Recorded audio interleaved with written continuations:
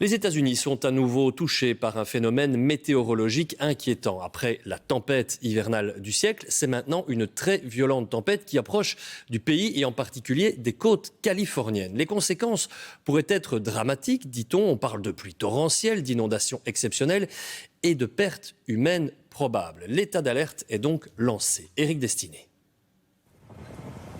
Agrippé à la corde que les pompiers viennent de lui lancer, cet habitant de San José est enfin sauvé. L'homme a été surpris par la subite montée des eaux.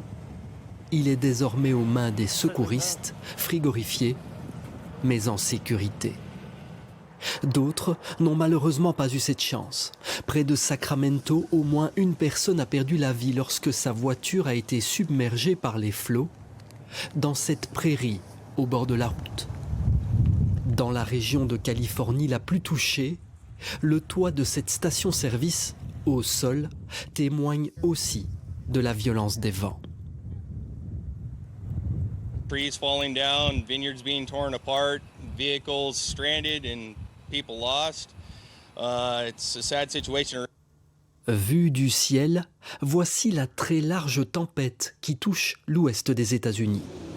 Pluie torrentielle, vent violent et ses conséquences, environ 200 000 foyers sont aujourd'hui privés d'électricité. Des milliers de personnes ont aussi dû évacuer leur logement.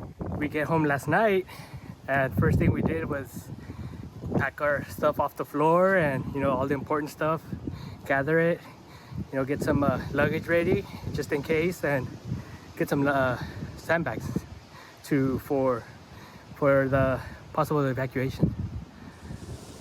Dans les zones côtières, les habitants viennent eux-mêmes chercher du sable, tant les risques d'inondation sont importants.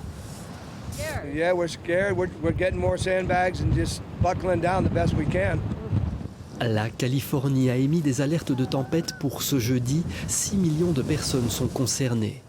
De nouvelles pluies torrentielles sont encore attendues ce week-end dans le nord de l'État.